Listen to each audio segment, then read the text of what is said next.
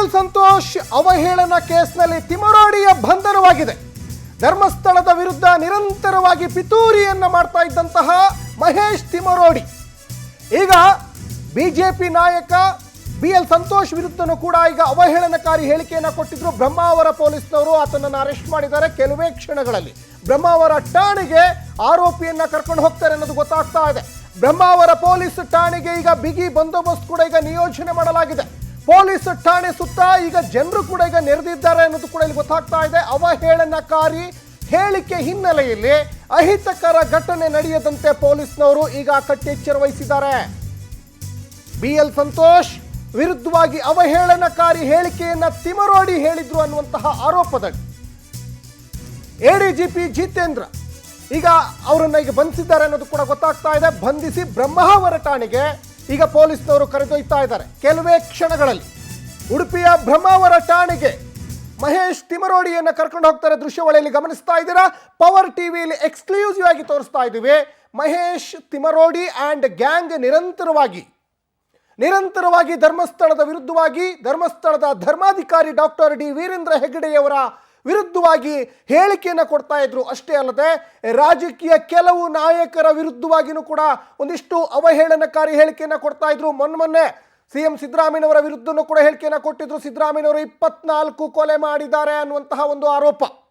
ಅದಾದ ಮೇಲೆ ಪರಮೇಶ್ವರ್ ವಿರುದ್ಧನೂ ಕೂಡ ಒಂದಿಷ್ಟು ಹೇಳಿಕೆಯನ್ನು ಕೊಡ್ತಾ ಇದ್ರು. ಈಗ ಬಿಜೆಪಿ ನಾಯಕರ ವಿರುದ್ಧನೂ ಕೂಡ ಸಾಕಷ್ಟು ಹೇಳಿಕೆಯನ್ನು ಕೊಟ್ಟಿದ್ದಾರೆ. ಈಗ ರಾಷ್ಟ್ರೀಯ ಸಂಘಟನಾ ಬಿಎಲ್ ಸಂತೋಷ್ ವಿರುದ್ಧವಾಗಿ ಈಗ ಅವಹೇಳನಕಾರಿ ಹೇಳಿಕೆಯನ್ನು ಕೊಟ್ಟಿದ್ದಾರೆ ಅನ್ನುವಂತಹ ಆರೋಪದಡಿ ಈಗ ಬ್ರಹ್ಮಾವರ ಪೊಲೀಸ್ನವರು ಮಹೇಶ್ ತಿಮರೋಡಿಯನ್ನ ಈಗ ಅರೆಸ್ಟ್ ಮಾಡಿ ಕರ್ಕೊಂಡು ಹೋಗ್ತಾ ಇರುವಂಥದ್ದು ಇಲ್ಲಿ ನೋಡ್ತಾ ಇದ್ದೀರಾ.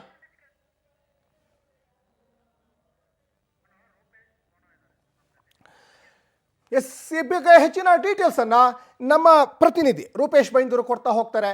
ರೂಪೇಶ್ ಬೈಂದೂರು, ಬಹಳ ಮುಖ್ಯವಾಗಿ ಮಹೇಶ್ ತಿಮರೋಡಿ ಧರ್ಮಸ್ಥಳದ ವಿರುದ್ಧವಾಗಿ ಕಾವಂದರರ ವಿರುದ್ಧವಾಗಿ ಹೇಳಿಕೆಯನ್ನು ಕೊಡ್ತಾ ಇದ್ರು. ಅಷ್ಟೇ ಅಲ್ಲದೆ ಈಗ ಬಿಜೆಪಿ ನಾಯಕ ಸಂತೋಷ್ ವಿರುದ್ಧನೂ ಕೂಡ ಈಗ ಅವಹೇಳನಕಾರಿ ಹೇಳಿಕೆ ಕೊಟ್ಟರು ಅನ್ನುವಂತಹ ಆರೋಪದಲ್ಲಿ ಈಗ ಅರೆಸ್ಟ್ ಮಾಡಿದ್ದಾರೆ. ಏನೆಲ್ಲ ಹೆಚ್ಚಿನ ಡೀಟೇಲ್ಸ್ ಸಿಗ್ತಾ ಇದೆ ರೂಪೇಶ್ ತಮ್ಗೀಗ? ಇಲ್ಲಿ ಬ್ರಹ್ಮಾವರ ಪೊಲೀಸ್ ಠಾಣೆ ನಿಂದನೆ ಮಾಡಿದ್ದ ಪ್ರಕರಣ, ಅದೇ ರೀತಿಯಾಗಿ ಹಿಂದೂ ಧರ್ಮದ ನಾಯಕರ ಬಗ್ಗೆ, ಅದೇ ರೀತಿಯಾಗಿ ಬಿಜೆಪಿ ನಾಯಕರ ಬಗ್ಗೆ ವಾಮಾಗೋಚರವಾಗಿ ನಿಂದನೆ ಮಾಡಲಾಗ್ತಾ ಇದೆ. ಅದೇ ರೀತಿ ಧರ್ಮದ ನಡುವೆ ಒಂದಿಷ್ಟು ಕಂದಕ ಸೃಷ್ಟಿಸುವಂತ ಪ್ರಯತ್ನವನ್ನ ತಿಮರೋಡಿ ಅವರು ಮಾಡ್ತಾ ಇದ್ದಾರೆ ಅಂತೇಳಿ ಅವ್ರ ವಿರುದ್ಧ ಆರೋಪ ಇರ್ತಕ್ಕಂಥದ್ದು. ಈ ಪ್ರಕರಣ ಸಂಬಂಧಪಟ್ಟಂತೆ ಇಲ್ಲಿ 196(2) ಅದೇ ರೀತಿಯಾಗಿ 152, 153 BNS ಆಕ್ಟ್ ಅಡಿಯಲ್ಲಿ ಪ್ರಕರಣ ದಾಖಲಾಗಿತ್ತು, FIR ಕೂಡ ದಾಖಲಾಗಿತ್ತು. ಇದಕ್ಕೆ ತನಿಖೆಗೆ ಸಹಕರಿಸು ಅಂತ ಕೇಳಿದ್ರು, ಆ ತನಿಖೆ ಸಹಕರಿಸಿರ್ಲಿಲ್ಲ. ಹೀಗಾಗಿ ವಶಕ್ಕೆ ಪಡ್ಕೊಂಡು ಪೊಲೀಸ್ನವರು ಈಗ ಬ್ರಹ್ಮಾವರ ಪೊಲೀಸ್ ಠಾಣೆ ಕರ್ಕೊಂಡು ಬರ್ತಾ ಇದ್ದಾರೆ.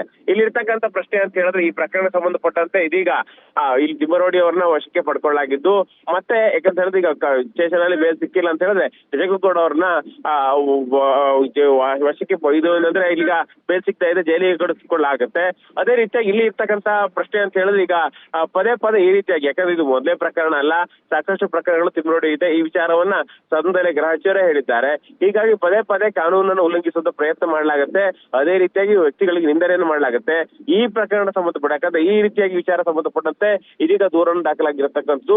ಹೀಗಾಗಿ ಈ ಪ್ರಕರಣ ಸಂಬಂಧಪಟ್ಟಂತೆ ಅವ್ರನ್ನ ಈಗ ವಶಕ್ಕೆ ಪಡೆಯಲಾಗಿದೆ. ಇನ್ನು ಕೆಲವೇ ಹೊತ್ತಿನಲ್ಲಿ ಅವರು ಸ್ಟೇಷನ್ಗೆ ಬರ್ತಾರೆ, ವಿಚಾರಣೆಯನ್ನ ಮಾಡ್ತಾರೆ. ಯಾಕೆ ಹೇಳಿಕೆ ಕೊಟ್ಟರು, ಹಿಂದೆ ಕುಮ್ಮಕ್ಕಳಿದ್ಯಾ, ಬೇರೆ ಪ್ರಯತ್ನಗಳಿದೆ, ಯಾಕೆ ಈ ಸಂದರ್ಭ ಬಂತು ಅಂತ ಹೇಳಿ ಹೇಳಿದ್ದಾರೆ.